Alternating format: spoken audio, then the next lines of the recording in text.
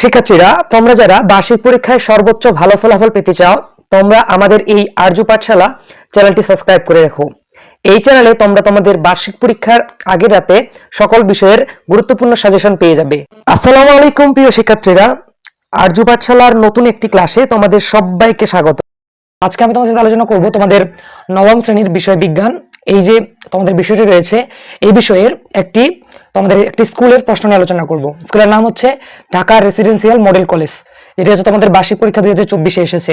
আর এটি হচ্ছে অরিজিনাল প্রশ্ন। যাদের এখনো পরীক্ষা বা যাদের স্কুলে এখনো পরীক্ষাটি সংগঠিত হয়নি, তোমরা একটা ধারণা পাবে। তো দেখো, তোমাদের এই ঢাকা রেসিডেন্সিয়াল মডেল কলেজে যে প্রশ্নটি এসেছিল, দেখো এটা করলে তোমাদের পরীক্ষায় বা তোমাদের স্কুলগুলোতে ঠিক একই রকম ভাবে পরীক্ষার প্রশ্ন তৈরি করা হবে। দেখো, যেখানে সময় হচ্ছে 3 ঘন্টা থাকবে এবং পূর্ণমান হচ্ছে 100 মার্ক। কবিভাগ দেখো, কবিভাগ হচ্ছে নৈবিত্তিক প্রশ্ন। তো দেখো, এই নৈবিত্তিক প্রশ্নগুলো তোমাদের খাতায় লিখতে হবে, লেখা আছে, তার খাতায় লিখতে হবে। নৈবিত্তিক অংশে আবার দুটি অংশ রয়েছে। একটা হচ্ছে বহু নির্বাচনী অংশ, বহু নির্বাচনী থাকবে 15টা এবং এক কথা প্রশ্ন তো থাকবে 10টা। তাহলে এখানে 15টার জন্য 15 মার্ক, আর এখানে থাকবে আবার 10 মার্ক। তাহলে দেখো, 1 থেকে আমাদের 15 পর্যন্ত 15টি এমসিকিউ থাকতেছে এবং পরবর্তীতে 16 থেকে 25 পর্যন্ত আমাদের এক কথা প্রশ্ন থাকতেছে। দেখো তো, আমরা যদি একটা দেখি, দেখো নাইট্রোজেনের অণুতে কতটি মুক্তজোড় ইলেকট্রন বিদ্যমান সেটা আমাদের বের করতে বলা হয়েছে। 2 নম্বর বলা হয়েছে যে কাঁসাতে কোন ধরনের ধাতুত্রয় বিদ্যমান, এটি ব্যাখ্যা করতে বলেছে। এরকম মোট 1 থেকে 15টি আমাদের এমসিকিউ থাকবে। দেখো তোমরা দেখতে পাচ্ছ 1 থেকে 15টি এমসিকিউ এবং পরবর্তীতে 16 থেকে 25 পর্যন্ত 10টি থাকবে এক কথা প্রশ্ন উত্তর। তো আমরা যদি প্রশ্নগুলো পড়ে নিই, দেখো তোমাদের যে এক কথা প্রশ্ন উত্তরগুলো ছিল, এখানে মোট তোমাদের 10টি থাকবে এবং একটির মান থাকবে 1 করে। তাহলে এখানে 10টির জন্য রয়েছে 10 মার্ক, আর এখানে 15টি হচ্ছে 15 মার্ক। তাহলে 10 আর 15 যোগ করলে 25 মার্ক। তাহলে নৈবিত্তিক অংশ আমাদের এই দুই ভাবে হবে। দেখো, এখানে 16 নম্বর প্রশ্ন হয়েছিল, প্রধান শক্তি স্তর যদি n এর মান 4 হলে উপশক্তি স্তর l এর মান কত সেটি বের করতে বলা হয়েছে। 17 নম্বর বলা হয়েছে যে একটি ইলেকট্রনের ভর কত, যেটি তোমাদের বই থেকেই চলে আসছে, বইয়ের বাইরে কোনো কিছু আসেনি। 18 নম্বর হচ্ছে ম্যাগনেসিয়াম ফসফেটের সংকেত লিখো। 19 নম্বর হচ্ছে মেন্ডেলিফের পর্যায় সূত্রটি কয়টি কলাম রয়েছে ব্যাখ্যা করো। তারপর হচ্ছে 20 নম্বর হচ্ছে পেপটাইড বন্ধন কোন যৌগ নিয়ে গঠিত হয় বা গঠন করতে কি লাগে ব্যাখ্যা করতে বলা হয়েছে। 21 নম্বর হচ্ছে পলিমার কি। 22 নম্বর হচ্ছে যকৃৎ ও এর হিসেব শতকরা কত সেটি বের করতে বলা হয়েছে। আবার 23 নম্বর দেখো, ভরবেগের একক কি। 24 নম্বর হচ্ছে সবচেয়ে দুর্বল মৌলিক বল কোনটি। 25 নম্বর হচ্ছে নিক্ষিপ্ত বস্তুর গতিশক্তি কথায় শূন্য হয়। এরকম মোট তোমাদের 10টি প্রশ্ন থাকবে। তোমাদের যাদের স্কুলে এখনো পরীক্ষাটি অনুষ্ঠিত হয়নি, তোমরা ঠিক একই প্যাটার্নে তোমাদেরও পরীক্ষার মধ্যে প্রশ্ন করা হবে। আশা করছি আজকের এই ক্লাসটা দেখে তোমরা একটা সুন্দর একটা ধারণা পেয়ে যাবে তোমাদের প্রশ্ন কেমন হতে পারে। এরপরে দেখো, এরপর হচ্ছে খ বিভাগ, এটি হচ্ছে সংক্ষিপ্ত প্রশ্ন উত্তর। এখানে আমাদের মোট 10টি প্রশ্ন থাকবে এবং প্রতিটির জন্য থাকবে 2 মার্ক, 10 দুগুণে 20টি। দেখো, এটা হচ্ছে একটু ব্যাখ্যা নির্ভর আর কি। এটা যে 2 মার্ক যেহেতু রয়েছে, একটু ব্যাখ্যা দিতে হবে। দেখো, 1 নম্বর হচ্ছে যে গ্যালেনা খনিজ ও আকরিক উভয় ব্যাখ্যা করো। 2 নম্বর হচ্ছে খনিজ পোলার পানি পোলার কেন ব্যাখ্যা করতে বলা হয়েছে। 3 নম্বর হচ্ছে যে নিয়নকে নিষ্ক্রিয় গ্যাস বলা হয় কেন ব্যাখ্যা করো। 4 নম্বর হচ্ছে সালফিউরিক অ্যাসিডের আপেক্ষিক আণবিক কত নির্ণয় করো। 5 নম্বর হচ্ছে মানুষ ঘাস হজম করতে পারে না কেন ব্যাখ্যা করতে বলা হয়েছে। 6 নম্বর হচ্ছে ফ্যাট বা তেল একই পদার্থের ভিন্ন রূপ ব্যাখ্যা করো। 7 নম্বর হচ্ছে কার্বনকে পৃথিবীর জীবনের ভিত্তি বলা হয় কেন। 8 নম্বর হচ্ছে 1 নিউটন বলতে কি বোঝায়। 9 নম্বর হচ্ছে নিউটনের মহাকর্ষীয় সূত্রের যে বিবৃতি সেটা বিবৃতি করতে বলছে। এবং 10 নম্বর বলা হয়েছে দৈর্ঘ্য প্রসারণ সহগ কাকে বলে ব্যাখ্যা করো। তো এরকম তোমাদের মোট 10টি প্রশ্ন থাকবে এবং তোমাদের 10টির উত্তর দিতে হবে। যার প্রতিটির উত্তর তোমরা করতে পারলে 2 মার্ক পেয়ে যাবে। আর হ্যাঁ, তোমরা এই প্রশ্নগুলোর উত্তর একটু বড় করে লেখার চেষ্টা করবা, অর্থাৎ 3 থেকে 4 লাইনের মধ্যে লেখার চেষ্টা করবা। যেহেতু এখানে 2 মার্ক রয়েছে, 4 লাইন লিখলে মোটামুটি ভালো হয়, মোটামুটি 2 মার্কস পেয়ে যাবা। তো এই ছিল আমাদের খ বিভাগ সংক্ষিপ্ত প্রশ্নোত্তর, এতটুকু অংশ। দেখো, এরপর হচ্ছে গ বিভাগ, এটা হচ্ছে আমাদের দৃশ্যপটবিহীন রচনামূলক প্রশ্ন। এখানে মোট তোমাদের প্রশ্ন থাকবে 5টি, দিতে হবে 3টি। তাহলে তোমাদের 5টা প্রশ্ন থাকবে, দিতে হবে তোমাদের 3টি। দেখো, তোমাদের এই 3টি প্রশ্ন কিভাবে আসতে পারে। দেখো, 1 নম্বর হচ্ছে সোডিয়াম, ক্যালসিয়াম, ক্লোরিন, সিলিকন এবং বোরন এই মৌলগুলোর আকারের পারমাণবিক ক্রম সাজাইতে বলা হয়েছে, অর্থাৎ পর্যাবৃত্ত ধর্ম থেকে আসছে। অর্থাৎ তোমাদের এটা ওই যে তোমাদের একটা চ্যাপ্টার আছে না, হচ্ছে পর্যায় সারণী বা পেরিওডিক টেবল, এখান থেকে আসছে আর কি। 2 নম্বর হচ্ছে রাদারফোর্ড পরমাণু মডেল ও তার সীমাবদ্ধতা আলোচনা করো। 3 নম্বর বলা হয়েছে যে মেন্ডেলের প্রথম সূত্রটি ব্যাখ্যা করো।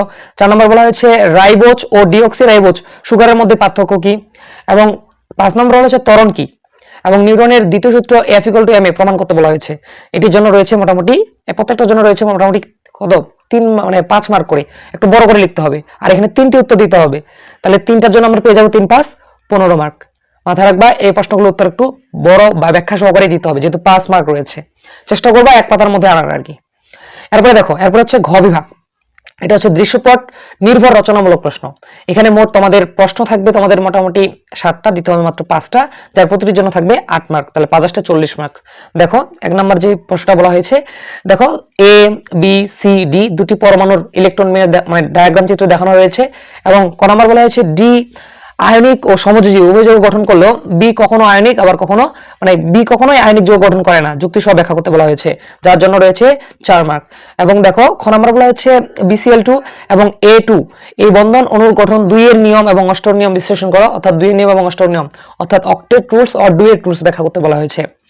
2 নম্বর দেখো, মনে করো X Y Z তিনটি মৌল যার পারমাণবিক মানে সংখ্যা যথাক্রমে 26 20 এবং 16।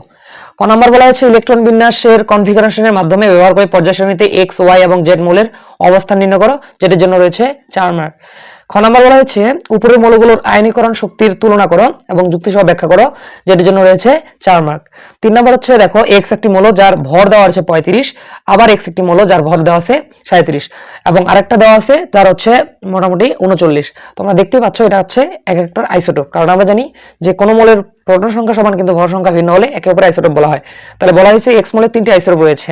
দেখো X 37 এর আইসোটোপের মানে পর্যাপ্ত প্রাপ্ত পরিমাণ হচ্ছে 24%, Y এর মানে হচ্ছে আণবিক ভর দেওয়া আছে আপনার 35.5% এবং অন্য 3টি মৌল যেমন A 29, তারপর আপনার B 22 এবং C হচ্ছে 30, এগুলো হচ্ছে পারমাণবিক সংখ্যা দেওয়া রয়েছে। ক নম্বর বলা হয়েছে উদ্দীপকের A 35 এবং মানে X 35 ও X 39 আইসোটোপের দুটি শতকরা পরিমাণ বের করতে বলা হয়েছে। খ নম্বর হচ্ছে উদ্দীপকের কোনগুলো ইলেকট্রন বিন্যাস স্বাভাবিক নিয়মে মেনে চলে না, তার যুক্তি সহ ব্যাখ্যা করতে বলা হয়েছে। তাহলে এরপর দেখো, এরপর 4 নম্বর দেখো গ্রুপ এ এবং গ্রুপ ক এবং গ্রুপ খ। গ্রুপ ক এ হচ্ছে মটরশুটির 7 জোড়া বিপরীত বৈশিষ্ট্য এবং গ্রুপ 2 এ হচ্ছে অনুপাত দেওয়া হয়েছে 9:3:1।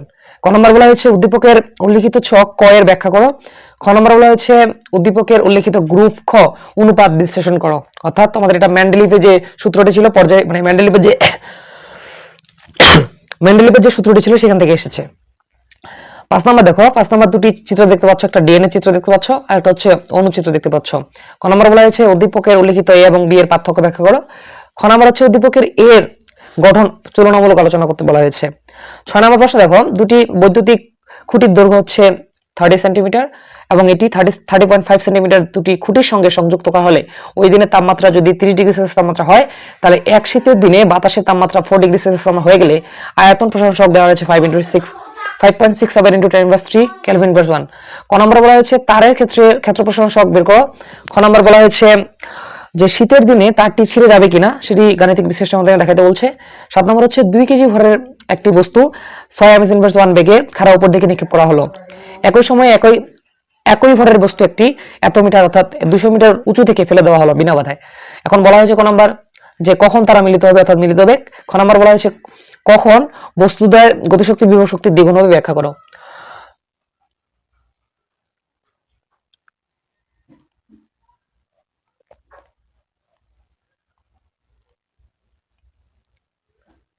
তো শিক্ষার্থীরা আজকের এই পর্বে আমি তোমাদের সাথে তোমাদের ঢাকা রেসিডেন্সিয়াল যে কলেজ ছিল স্কুল ছিল সেখানে আসা একটি গুরুত্বপূর্ণ প্রশ্ন নিয়ে আলোচনা করলাম। তোমরা যারা বা তোমাদের স্কুলে যাদের স্কুলে এখনো পরীক্ষা সংগঠিত হয়নি তারা যেন একটা সম্মুখ ধারণা পাও এবং তোমরা যেন একটু কনফিডেন্স নিয়ে পরীক্ষা হলে যেতে পারো, এই জন্য আমি তোমাদের সাথে একটি আলোচনা করলাম এবং তোমাদেরকে সুন্দর মতো করে বুঝিয়ে দেওয়ার চেষ্টা করলাম। আর এটা সমাধান আমি করে দিলাম না, কারণ সমাধান করার মতো সময় এখন পর্যাপ্ত নাই। আর তোমরা যারা এখনো তোমাদের বেসিকে দুর্বল আছে বা তোমরা এই প্রশ্নগুলো করতে একটু ভয় আসো এবং তোমাদের হাতে পর্যাপ্ত সময় আছে, তোমরা আমাদের প্লেলিস্ট খুঁজে দেখতে পারো। আমাদের প্লেলিস্টে আমরা তোমাদের মডেল টেস্টগুলো নিয়ে বিভিন্ন মডেল টেস্টগুলো নিয়ে আলোচনা করেছি, যেগুলো তোমাদের বার্ষিক পরীক্ষার জন্য বেশ গুরুত্বপূর্ণ। এবং দেখো এই যে প্রশ্নগুলো করা হয়েছে এগুলো মূলত তোমাদের সিলেবাসে অন্তর্ভুক্ত যে চ্যাপ্টারগুলো রয়েছে সেখান থেকে করা হয়েছে। এর বাইরে মানে চ্যাপ্টারের বাইরে বা তোমাদের যে সাজেশন দেওয়া হয়েছে সেই সাজেশন অথবা শর্ট সিলেবাসের বাইরে কোনো একটি প্রশ্ন করা হয়নি, সবগুলোই তোমাদের সিলেবাসের অন্তর্ভুক্ত। তাই বলি তোমরা তোমাদের অধ্যায়গুলো সুন্দর মতো করে কনসেপচুয়ালি সলভ করবা এবং ম্যাথমেটিক্সগুলো করবা, যাতে মানে তোমাদের যেন পরীক্ষাটি সুন্দর হয়। তো পরবর্তী ক্লাসে আমি তোমাদের বাকি যে বেশ কয়েকটি স্কুল রয়েছে সুনামধন্য স্কুলগুলো যেগুলোতে পরীক্ষা সংগঠিত হয়ে গেছে সেগুলো নিয়ে আলোচনা করব এবং তোমাদেরকে বুঝিয়ে দেওয়ার চেষ্টা করব। পরবর্তী ক্লাসে আমন্ত্রণ জানিয়ে আজকের ক্লাসটি আমি এখানে শেষ করছি। দেখা হবে অন্য কোনো ক্লাসে। আসসালামু আলাইকুম।